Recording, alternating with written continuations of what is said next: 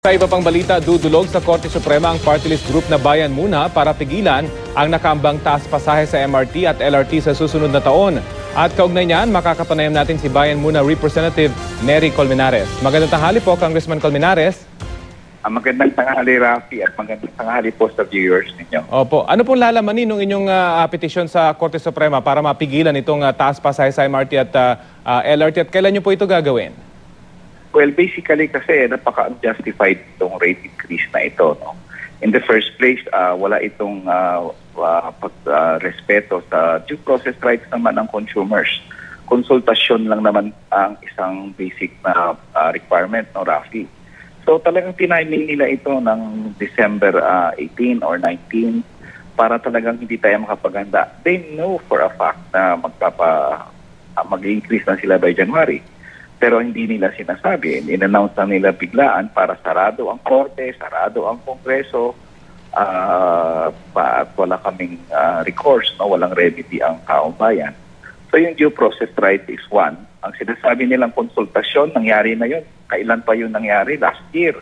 Iba naman ang kalagayan ngayon. Iba ang kalagayan noon. No? So that's the first basic challenge namin sa increased rates. Pangalawa, ang basis nila nalulugi ang MRT. Rafi, paano ka malulugi? Ikaw ang may monopoly ng light ng mass transit sa buong Metro Manila. Ikaw lang yung pinipilahan ng tao. Parang ikaw yung nagtitinda ng bigas sa buong syudad, tapos malulugi ka. Maliban sa ikaw na yung monopoly dyan, sinasubsidize ka pa ng gobyerno. Kung baga kung may negosyo ka, binibigyan ka pa ng pera, kapital, o pagawa mo yung bubong mo, bumili ka ng dagdag na bigas. Paano ka malulugi? No? So, meron talagang basic data na inamin naman ng DOTC noon na ang revenues ng MRT more than their operational expense. So, wala ring basis yung sinasabi nilang nalulugi Congressman, at yung subsidy na sinasabi. Opo. Congressman, may sa palagay niyo po ba may sapat na panahon para mapigilan pa yung nakatakdang taas pasahe? Well, we would have preferred sana kung maihain yan before January 4, no? Kasi January 4 ang problema, ang narinig namin na bukas ng, kasi break na yung lahat January 5 pa ang break. So, we hope kung sakaling maihanda na ito by January 2 or January 1, sana maihain kaagad namin para kung maka-issue man ang Korte Suprema ng TRO, ma-TRO agad, no? Kasi Sunday nila timing yung pag-increase So, we hope na meron pa. Ngayon, kung hindi man makahabol doon sa January 4, January 5, pwede pa rin namin yan mahingi sa korte na i-restrain pa rin o i-prohibit ang pag-increase bagamat nagsimula na silang mag-increase. So, ang hiningi lang namin ngayon, huwag muna mag-increase pending ng resolution ng Korte Suprema ng kaso. Congressman, bilang isang abogado, kung tama po yung binabanggit nyo na parang scheming yung ginawa ng pamunuan itong light railway transit na itaon talaga na hindi na kayo makakapaghain ng kaso or file sa Korte Suprema para mapigilan yung pagtaas. May epekto ho ba ito sa decision-making process kung talagang mapatunayang sinadya para hindi kayo makapagreklamo? Definitely. Parang sinadya rin nila na hindi konsultahin ang taong bayan. At hindi lang nila sinadyang hindi konsultahin, sinadya rin nila na walang remedy. So, mabuti kung sarado man ang Kongreso o yung Korte, hindi naman nila masasara ang kalsada. So marami namang protesta siguro ang sasalubog sa kanila sa bagong taon. Napakabigat kasi nitong itong increase ng fare. Imagine kung sakaling 10 pesos, kahit 10 pesos na na-increase.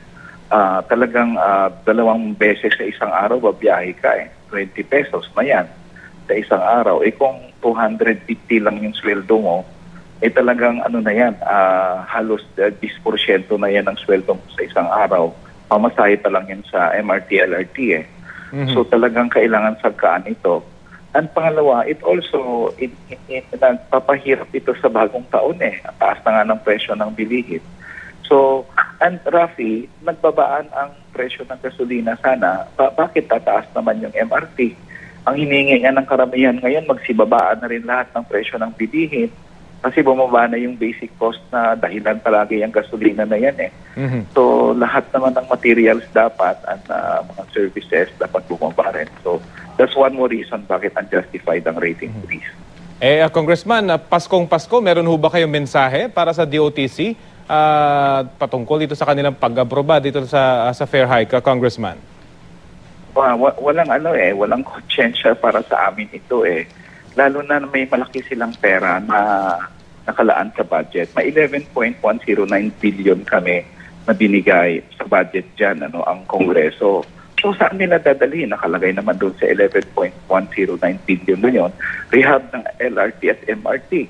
So saan nila gagastusin yung perang yon? DOTC is awash with cash. Meron silang 977 million na in-apply nila for LRT rehab doon sa supplemental budget. In-apply din nila 977 million doon din sa 2015 budget. So, tinanong namin kung saan nila gagastusin yun. Pag na-approve yung dalawa, sabi nila, maghanap na lang kami ng paggagastusan noon. So, marami silang pera eh.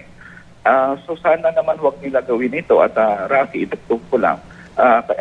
Ito daw ang rate increase, may 2 billion pesos silang savings na ipang i-realign nila sa iba't ibang projects. Sabi namin, parang ginawa niyong pork barrel.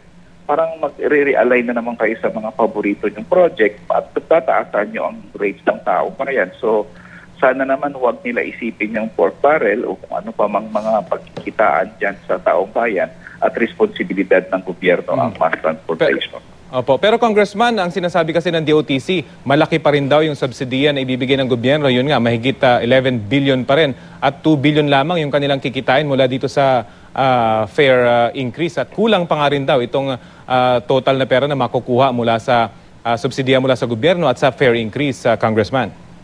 Bakit sila may kailangan ng subsidy in the first place? Mismanage nila ang MRT, LRT. Kasi kung hindi sila nalulugi, bakit sila kailangan i-subsidize? Ano yan eh, kung may mismanage nilang MRT, LRT, di talagang sila dapat managot nun. Sabi ko nga, ikaw na lang ang nagtitindas ng bigas sa buong syudad, humingi ka pa ng subsidy sa gobyerno. Walang kwenta ka siguro negosyante pag ikaw na may monopoly, hindi ka pa kumikita dyan. So the fact na may subsidy sila, ibig sabihin may pinagkagagastusan sila na labas ng operational expense. Yun ang uungkatin namin sa Korte Suprema. Ano ba bang pinagkagagastusan nyo? Kasi na may nagpabalita sa amin, pati income tax ng private road concessionaires, binabayaran ng gobyerno. Di malulugi ka talaga niyan.